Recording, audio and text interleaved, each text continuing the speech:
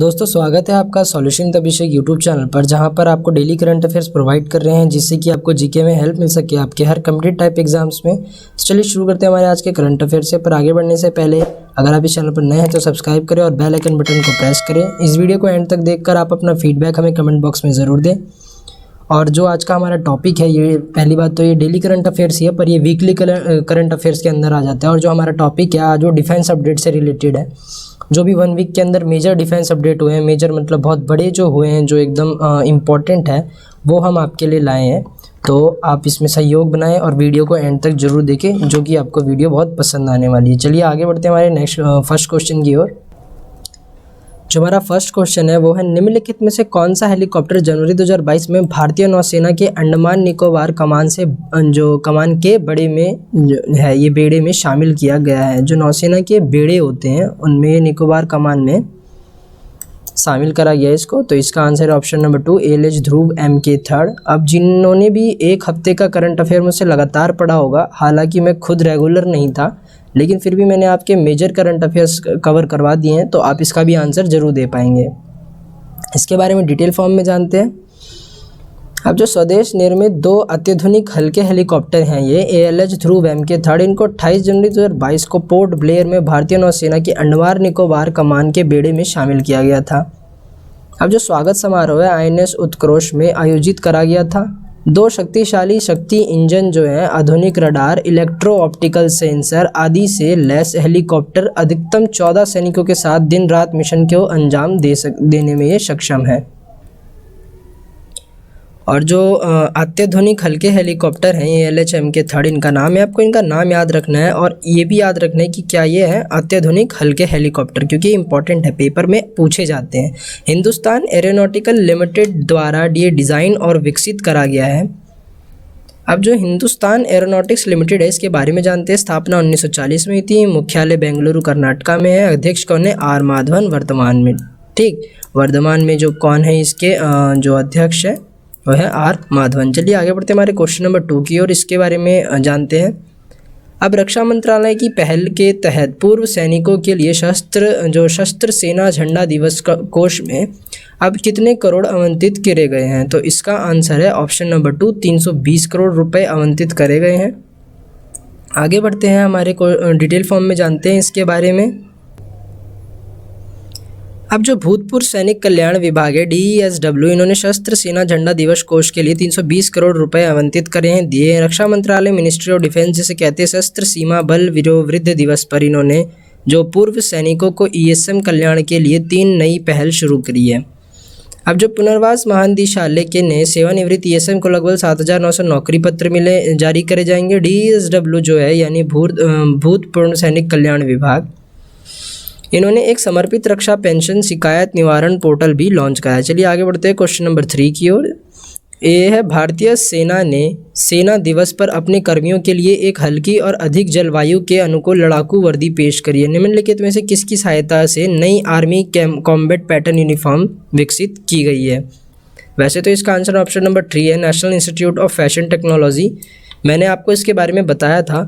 और ये जो हमारी 26 तारीख जो ये अभी निकली है गणतंत्र दिवस पे, 73वें गणतंत्र दिवस पे परेड जो हुई थी हमारी, उस पर भी दिखाया गया था। तो आपको ये सब चीज़ों पे ध्यान ज़्यादा रखना पड़ेगा क्योंकि डिफेंस से रिलेटेड है और ये टॉपिक बहुत महत्वपूर्ण है, इसलिए मैं आपके लिए आज ये टॉपिक लेके आया हूँ शाम की 6 बजे वाली क्लास में। अब जो भारतीय सेना है, इन्होंने सेना दिवस पर अपने कर्मियों के लिए एक हल्की और जलवायु के अधिक अनुकूल लड़ाकू वर्दी पेश करी है। अब जो नई आर्मी कॉम्बैट पैटर्न यूनिफॉर्म है, NIFT national institute of fashion technology की मदद से विकसित करा गया है। यह एक डिजिटल जो विघटनकारी पैटर्न पर आधारित होगी, 13 साइज़ों में उपलब्ध होगी, 70-30 यानी 7-3 के रेशियो में बांट सकते हैं, जिसका अनुपात 10 आएगा। और अगर आप 70-30 के अनुपात में बांटेंगे तो 100 आएगा। बस मैं आपको छोटी सी चीज़ बता रहा हूँ कि आप कन्फ्यूज़ ना हो। और अनुपात में इसमें कपास और पॉलिस्टर, यानी पॉलिस्टर 30 में है और तो कपास है 70 में, इसका संयोजन से ये बनी है, यानी ये पॉलीकॉट है। निम्नलिखित में से किस देश की नौसेना ने 14 जनवरी 2022 को, ध्यान से पढ़िएगा, 14 जनवरी 2022 को भारत के साथ अरब सागर में एक पासिंग अभ्यास किया? तो इसका आंसर ऑप्शन नंबर 3 रूस। मैंने अपने पहले की करंट अफेयर्स में करवाया है।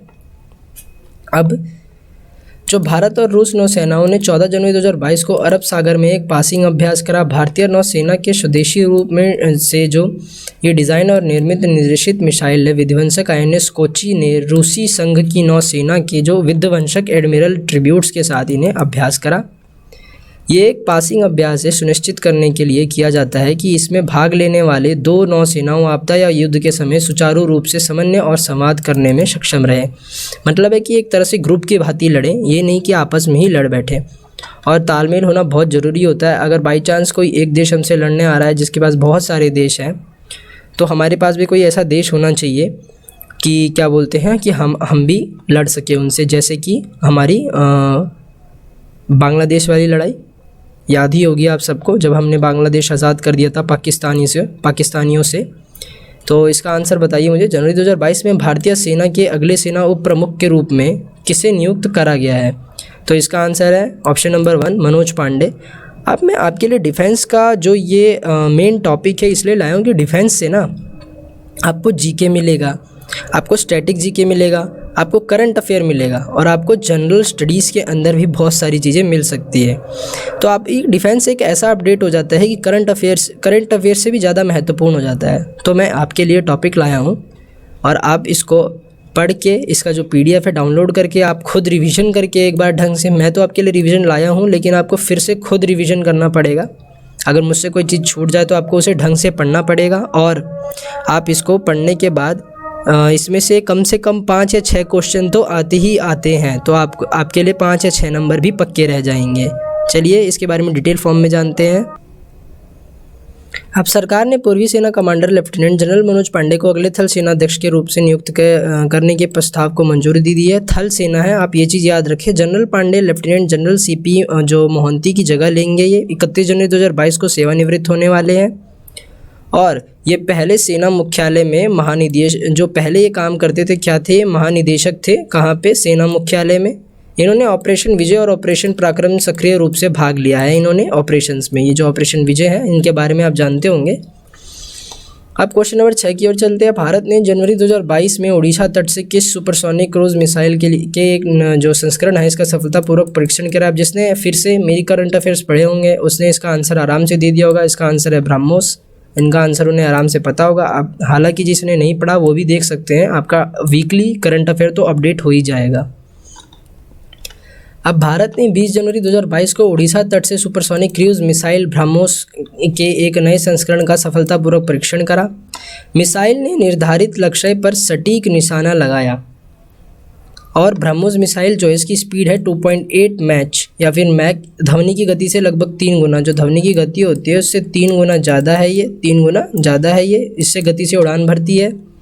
अब DRDO ने हाल ही में भारतीय नौसेना के एक जो स्टेल्थ गाइडेड मिसाइल विध्वंसक से ब्रह्मोस ये एक नौसैनिक संस्करण का सफलतापूर्वक परीक्षण भी करा है। आगे बढ़ते हैं। निम्नलिखित में से किस देश ने जनवरी 2022 में पृथ्वी के वायुमंडल के बाहर बैलिस्टिक मिसाइल को रोकने के लिए जो एरो वेपन सिस्टम है इसका सफल जो है उड़ान परीक्षण किया है? तो इसका आंसर है ऑप्शन नंबर 2 इजराइल और अमेरिका। चलिए आगे बढ़ते हैं, इसके बारे में डिटेल फॉर्म में जानते हैं। अब जो इजराइल और अमेरिका है इन्होंने 18 जनवरी 2022 को एरो वेपन सिस्टम और एरो 3 जो इंटरसेप्टर है इसका सफल उड़ान परीक्षण करा। इसे पृथ्वी के वायुमंडल में के जो बाहर बैलिस्टिक मिसाइलों को रोकने के लिए डिज़ाइन करा गया है। यह परीक्षण इजराइल मिसाइल रक्षा संगठन IMDA द्वारा अमेरिकी मिसाइल रक्षा एजेंसी MDA और इजरायली रक्षा बलों के साथ मिलकर किया गया था। चलिए और बढ़ते हैं, सैन्य अभ्यास के बारे में जानते हैं और देश के बारे में जानते हैं। अल नागा जस्ट 1 सेकेंड। अल नागा कहाँ हुआ है? भारत और ओमान में। रेड फ्लैग कहाँ हुआ है? भारत और अमेरिका में। जो ये नसीम अल बहार ये भारत और ओमान में। एक्वेरिन कहाँ पे हुआ है? भारत और मालदीव में। गरुड़ शक्ति भारत और इंडोनेशिया में। जो डेजर्ट वॉरियर है ये भारत और मिस्र में यानी इजिप्ट में। आगे बढ़ते हैं हमारे क्वेश्चन नंबर 8 की ओर। अब जो क्वेश्चन नंबर 8 है हमारा, निम्नलिखित में से कौन सा भारतीय नौसेना जहाज जनवरी 2022 में दीव प्रशासन को जो है ये सौंप दिया गया है? तो इसका आंसर है INS खुखरी।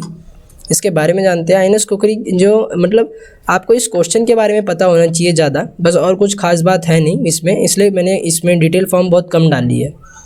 क्योंकि बाकी आप डिटेल फॉर्म पढ़ते तो आप कहते हैं कि ये काम के नहीं है। INS खुखरी को द्वीप प्रशासन को सौंपा गया है। भारतीय नौसेना की जो खुखरी वर्ग के कोरोवेट्स का प्रमुख जहाज है और एक स्वदेशी सरफेस टू सरफेस मिसाइल से ये सज्जित जहाज है।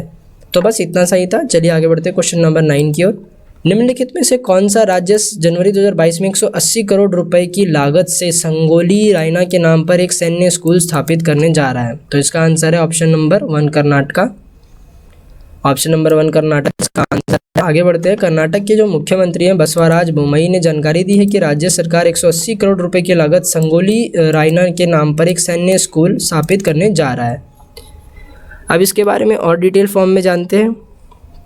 अब जो इसके लिए राज्य सरकार है पहले ही 55 करोड़ रुपए कर चुकी है, दे चुकी है मतलब, और 26 जनवरी 2022 को इन्होंने जानकारी दी। 191वें स्मरण दिवस पर जो रान्य की प्रतिमा पर है माल्यार्पण करते हुए दी। कर्नाटक के मुख्यमंत्री कौन है? ये आ जाता है आपका स्टैटिक जीके में। इसलिए मैं कह रहा था कि आपका स्टैटिक जीके बहुत ही स्ट्रांग होना चाहिए, नहीं तो बाई चांस अगर पेपर में आ गया तो आप फिर क्या बोलते हैं, आप पेपर क्रैक नहीं कर पाएंगे, एक नंबर से रह जाते हैं लोग। कर्नाटक के मुख्यमंत्री बसवराज एस बोम्मई। राज्यपाल कौन है? थावर चंद गहलोत। राजधानी बेंगलुरु। और जगह से, और इस वीडियो को आप शेयर जरूर कीजिएगा और बच्चों को इकट्ठा करिए, बताइए कि हाँ एक सर हैं उनका नाम आयुष सर है, वो बहुत अच्छा पढ़ाते हैं करंट अफेयर्स और जीके से रिलेटेड जितना भी होता है, और रिवीजन भी कराते हैं। आप ये भी बताइएगा। देखिए कैसे नहीं फिर आपका जो जीके है स्ट्रांग हो जाता है। जीके स्ट्रांग होना बहुत क्या बोलते हैं, हार्डवर्क नहीं है, मेहनत का काम नहीं है, बहुत आसान है, बस आपको पढ़ने में मन होना चाहिए। युद्ध में तालमेल के उद्देश्य से भारतीय सेना, वायुसेना और नौसेना का निम्नलिखित में से कौन सा संयुक्त सैन्य अभ्यास जनवरी 2022 में आयोजित करा गया? तो इसका आंसर तो सभी को पता होगा, पश्चिम लहर। मैंने अपनी करंट अफेयर की वीडियो में बताया था, जो सुबह 6 बजे लाइव होती है।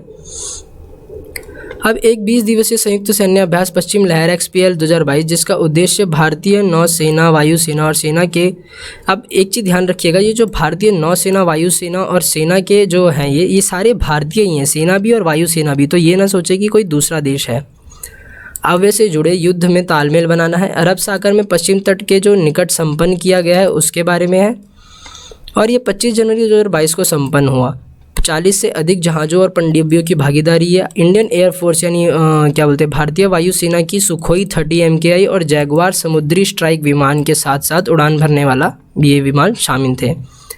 अब सैन्य अभ्यास के बारे में जानते हैं और भाग लेने वाले देश। अभी पीछे ही पढ़ाया था लेकिन फिर से आपको पढ़ना जरूरी है। चलिए शुरू करते हैं। अजय वॉरियर कौन है? भारत और यूनाइटेड किंगडम। संप्रीति भारत और बांग्लादेशी। वज्र प्रहार भारत और अमेरिका। गरुड़ शक्ति भारत और इंडोनेशिया। सूर्य किरण भारत और Nepal. Hand in hand exercise Bharat और चीन।